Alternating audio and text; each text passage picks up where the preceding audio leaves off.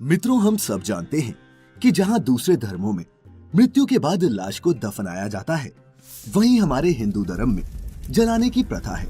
लेकिन दोस्तों, क्या आप जानते हैं कि हिंदू धर्म में नवजात शिशुओं को मृत्यु के बाद जलाने के बदले दफनाया जाता है?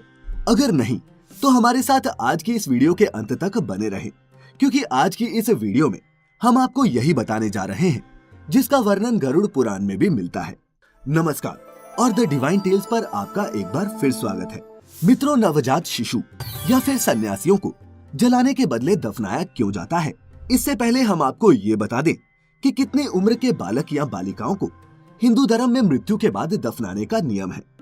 गरुड़ पुराण में वर्णित कथा के अनुसार पक्षीराज गरुड़ के पूछने पर भगवान विष्णु उनसे कहते हैं, हे गरुड़, अगर किसी स्त्री का गर्भपात हो जाए या फिर यदि जन्म के बाद 2 वर्ष तक की उम्र के किसी बालक या फिर बालिका की मृत्यु हो जाए, तो उसको जलाने के बजाय जमीन में गड्ढा खोदकर उसे गाड़ देना चाहिए और इससे अधिक उम्र के ही मनुष्यों की मृत्यु होने पर उन्हें जलाना चाहिए।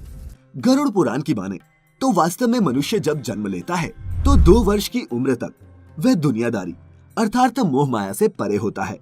ऐसी स्थिति में उसके शरीर में विराजमान आत्मा को उससे मोह नहीं होता। ऐसे में जब कोई 2 वर्ष से कम उम्र का मनुष्य मृत्यु को प्राप्त हो जाता है तो आसानी से उस शरीर का त्याग कर देता है और पुनः उस शरीर में प्रवेश करने की कोशिश भी नहीं करता। जबकि जैसे जैसे मनुष्य बड़ा होता जाता है और मोह माया में बनता जाता है, वैसे वैसे शरीर में मौजूद आत्मा को उस शरीर से मोह होने लगता है और मृत्यु के बाद वह उस शरीर में तब तक दोबारा प्रवेश करने की कोशिश करती है जब तक मृतक के शरीर को जला न दिया जाए। गरुड़ पुराण की माने तो अंतिम संस्कार अर्थात दाह संस्कार शरीर से अलगाव का एक रूप है। जब शरीर को जला दिया जाता है तब वह अग्नि द्वारा मुक्त हो जाता है और इसके बाद उस आत्मा के पास कोई लगाव नहीं रहता। वास्तव में अग्नि को हिंदू धर्म में एक प्रवेश द्वार माना गया है, जिसके माध्यम से मृतक को जब जलाया जाता है तभी वह आध्यात्मिक दुनिया में प्रवेश कर पाता है। परंतु बच्चे जिन्होंने ज्यादा जीवन नहीं जिया है, उनकी आत्मा को अपने शरीर से कोई लगाव नहीं होता, इसीलिए उनकी मृत्यु हो जाने पर जलाने की बजाय दफनाने का विधान है। इसके अलावा गरुड़ पुराण में ये भी बताया गया है कि शिशु के अलावा संत पुरुषों और भिक्षुओं को भी मृत्यु के बाद जलाने की बजाय दफनाना चाहिए, क्योंकि ऐसा मनुष्य अपनी कठोर तपस्या और आध्यात्मिक प्रशिक्षण के बल पर अपने शरीर की सभी इंद्रियों को नियंत्रित कर लेता है और मोह माया, क्रोध, काम, लोभ आदि पर विजय प्राप्त कर लेता है। ऐसे में उस शरीर में उपस्थित आत्मा को उस शरीर से कोई लगाव नहीं रह जाता और जब ऐसे मनुष्यों की मृत्यु होती है तो वह बिना किसी बाधा के बैकुंठ धाम चले जाते हैं और हरि के चरण में सदा के लिए स्थान पा लेते हैं। इसके अलावा भगवान विष्णु ने गरुड़ पुराण में बताया है कि जब किसी शिशु की मृत्यु हो जाए तब उसकी आत्मा की शांति के लिए क्या करना चाहिए।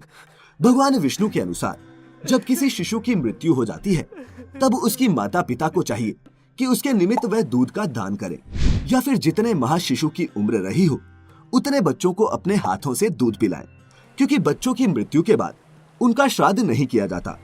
किसी भी मृतक का विधि विधान पूर्वक श्राद्ध तभी किया जा सकता है जब या तो उनका चूड़ाकरण संस्कार यानी कि मुंडन हो गया हो या फिर उसका उपनयन संस्कार हो गया हो।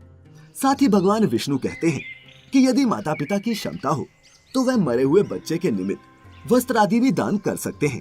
माता पिता या फिर कोई परिजन मरे हुए बच्चे के निमित्त जितना दान करता है उतनी जल्दी ही उस बच्चे की आत्मा को दूसरा शरीर प्राप्त हो जाता है।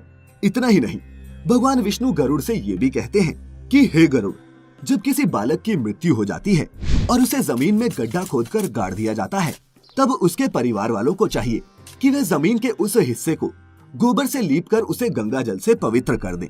तत्पश्चात उसके ऊपर तुलसी का एक पौधा लगा दें, क्योंकि ऐसा माना जाता है कि जहाँ तुलसी का पौधा होता है वहाँ मैं स्वयं निवास करता हूँ और ऐसे में मृत आत्मा को जल्दी ही मुक्ति मिल जाती है।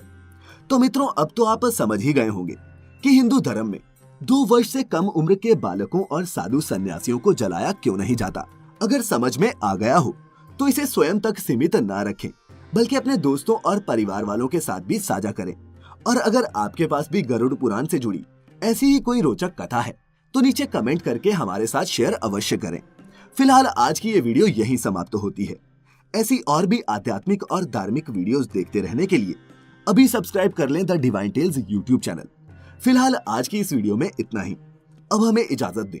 वीडियो को अंत तक देखने के लिए आपका बहुत बहुत शुक्रिया।